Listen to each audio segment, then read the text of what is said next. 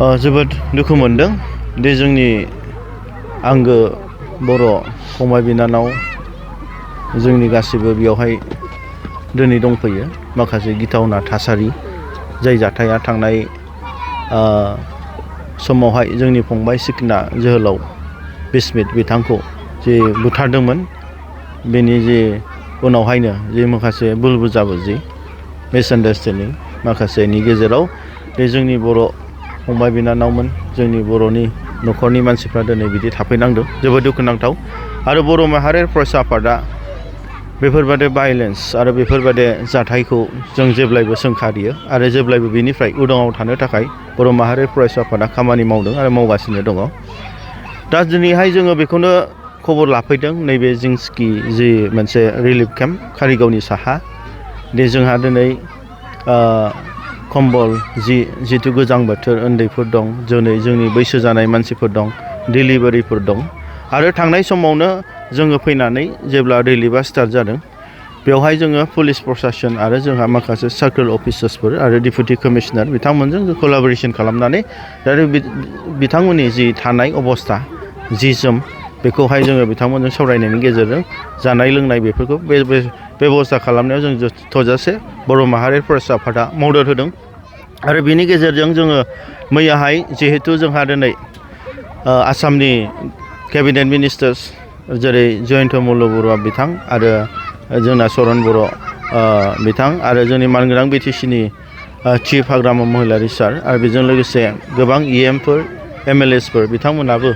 जेसेबां हानायखिनि गभर्नमेन्टनिफ्राय बिटिसि गभर्नमेन्टनिफ्राय आसाम गभर्नमेन्टनिफ्राय कलाबरेसन खालामदों, सहाय खालामदों। आरो बिथांमोननि गेजेरजों मैयाहाय जोङो जितु बिटिसिआवहाय जे मोनसे गोबां सानथालिफोरनि आफादफोर आरो जोंनि बर'फोरनि आफादफोर जेरै साहित्य सभा, एबसु, BoNSU आरो गोबां जेरै जोंहा बड'लेण्ड जनजाति सुरक्षा मन्च आरो गोबां आफादफोर, बेजों मोननैबो कमिउनिटिनि गेजेरजों सावरायनायनि गेजेरजों आरो जोंनि केबिनेट मिनिस्टार्स जेरै जयन्त मल्ल बरुवा आरो चरन बर' आरो बिटिसिनिसिम गोबां जों सावरायनायनि गेजेरजों मोनसे सान्थि भाबै जे जोङो फैबाय थानाय समावहाय मोनसे परिबेस लाबोफिननांगौ, बे परिबेसखौ सावरायनाय जादों। आरो बेनि गेजेरजों दे जोङो मोजां मोनसे थासारि जे आगोलनि बादे जे मोनसे जों मावनानै जानो हानाय, बाजार स्कुलाव थांनो हानाय, बे मोनसे परिबेसखौ लाबोफिननांगौ होननानै जों गुवारै सावरायनायनि गेजेरजों बिटिसिआवहाय जों मोनसे परिबेस लाबोनो हादों। आरो बेनि गेजेरजों जों मैया जों दिनैहाय जोंनि मानगोनां बिटिसिनि चिफ आरो जोंनि क'क्राझारनि जे लकेल एमएलए मानगोनां लरेन्स इस्लारि आदा बिथांमोनजों जयै फैनानैबो भिजिट खालामनाय जादों। आरो माखासेखौ जयैनो जोङो माने सावरायनायनि गेजेरजों एडमिनिस्ट्रेसन आरो बिटिसि गभर्नमेन्टखौ जिहेथु मोजां मोनसे नैबे रिलिफ केम्पफ्रावहाय मोजां मेडिकेल चेकआप,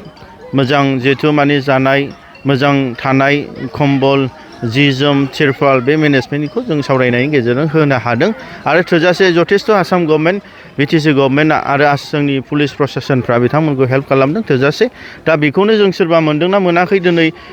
माखासे जि माने रिपर्ट बेखौ जों लाफैदों। दा जोंहा थोजासे जोंनि साइडनिफ्राय जिहेथु BoNSUनिफ्राय जिहेतु गभर्नमेन्टखौ आरो पुलिस डिस्ट्रिक्ट एडमिनिस्ट्रेसनखौ जि जोङो रिकुवेस्ट खालामदों, बे जागासिनो दं मोजां भाबैनो। आरो बावैसो उनावहाय बिथांमोननि थांनायनि जि परिबेस, जिहेतु जोंनि आसाम गभर्नमेन्टनि रिप्रेजेन्टेटिभ्स, बिटिसि गभर्नमेन्टनि रिप्रेजेन्टेटिभ्स आरो आदिबासि आरो बर'नि जि आफादफोर, जातीय संगठनफोर दं, जि रिप्रेजेन्टेटिभ्सनि जि सावरायनायनि गेजेरजों दिनै हास्लाबाबाबो गाबोन समफोरनि गेजेराव जों गावसोरखौ बयखौबो न'आव थांहोफिननानै जेरै नर्मालसियाव लाबोनानै जिहेथु गावसोरनो सोलिफिननाय आगोलनि बादि बे परिबेसखौ लाबोनायखौ थोजासे खामानिखौ मावगासिनो दं। जोङो दिनै बर' माहारि फरायसा आफादा मैयाहाय जोङो जेब्ला जोङो जोंनि बे फंबाय सिखोना बिथांनि जि जिउमाखौ जों जास्टिस मोननो थाखाय जि जों मोनसे नेशनेल हाइवे ब्लकेज खालामदों कारिगावआवहाय, आरो बेनि गेजेरावहाय जोबखांनायनि उनावहाय जोङो मानगोनां डिपुटि कमिशनारनि थ्रुयै जोंनि भारत सरकार, आसाम सरकार,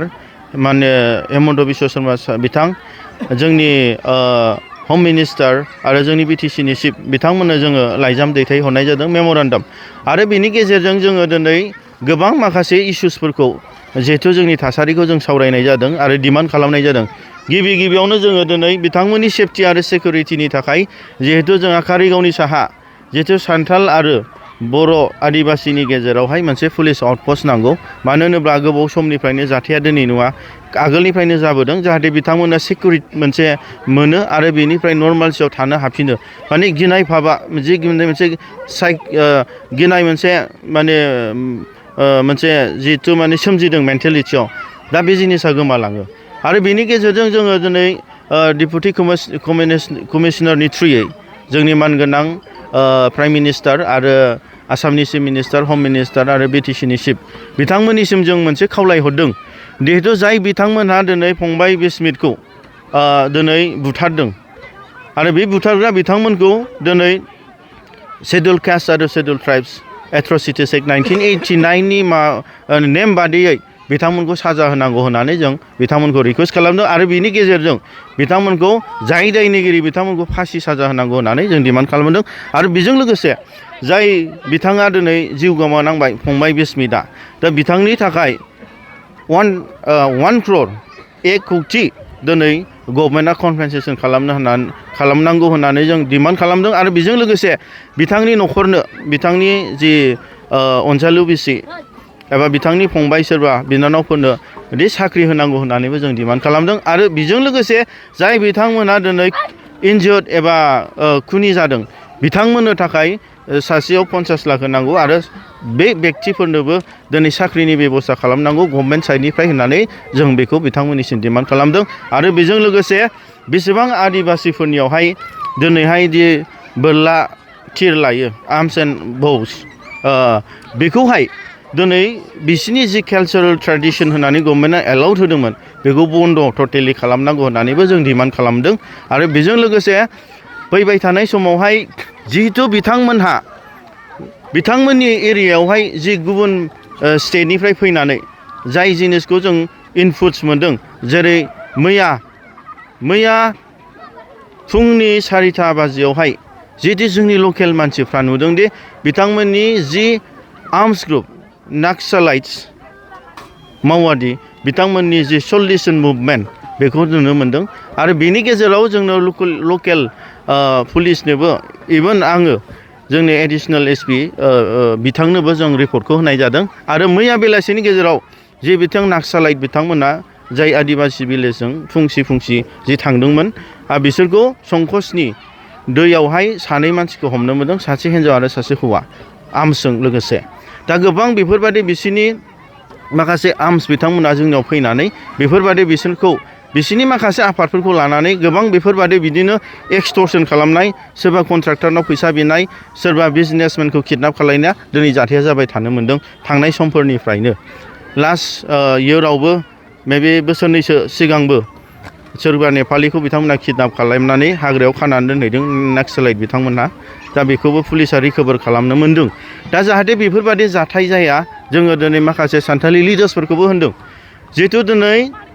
बेफोरबादि समस्या जाबाय थायोबा लकेल्सआसो प्रब्लेम जागोन आरो आं दिनै प्रेस मिटनि गेजेरजोंनो बिथांमोनखौ बुंनो लुबैदों जिहेतु दिनै नाक्सालाइट एबा सोरबा बिथांमोननि आर्म्स ग्रुपफोर दं सोरबा सारेन्डार जाबाय सोरबा सारेन्डार जायाखै दा बेफोरबादि गुबुननिफ्राय फैनानै बिथांमोना जायगा होयोब्ला आरो बिथांमोननि सुंज्लायनायाव दिनै बेफोरबादि जाथाया जानानै थांबाय थायोबा आरो एखे भायलेन्स बेफोरबादि दाङाबाजि मिसआन्डारस्टेन्डिंआ फैगोन बेयावहाय बिथांमोनाथ' मावगोन आरो थांगोन खिन्थु जोंनि लकेलफ्रा जाय पिस लाभिं पिपोल जाय सान्थिखौ मोजां मोनग्रायासो दिनै खस्थ' मोनगोन दिनै बेयावहाय जोंनि लकेल बर'फ्रा आरो लकेल सान्थालिफ्रासो दिनै रिलिफ थानांदों नाथाय बै झारखान्डनिफ्राय फैनाय बिथांमोना दिनै बिसोर थानाङाखै बिसोर मावदों आरो खारदों जाहाथे बेफोर जिनिसा जाया बेखायनो आं बिथांमोनखौबो दिनै बे मिडियानि गेजेरजों खावलायदों दे नोंथांमोनहा बेयावनो थायो आरो बे ओनसोलनिनो नेमखान्थिजों सोलिनानै दिनै सोलिलां जाहाथे गुबुननिफ्राय फैनानै जि थुलुंगा होनाय बेफोरनिफ्राय गोजानाव था मानो होनोब्ला जों बेयाव जयैनो बिदा फंबाय हिसाबै जों रायजो जागोन आरो फैबाय थानाय समाव जोङो सान्थि भाबै जों बे ओनसोलखौ जौगाहोलांगोन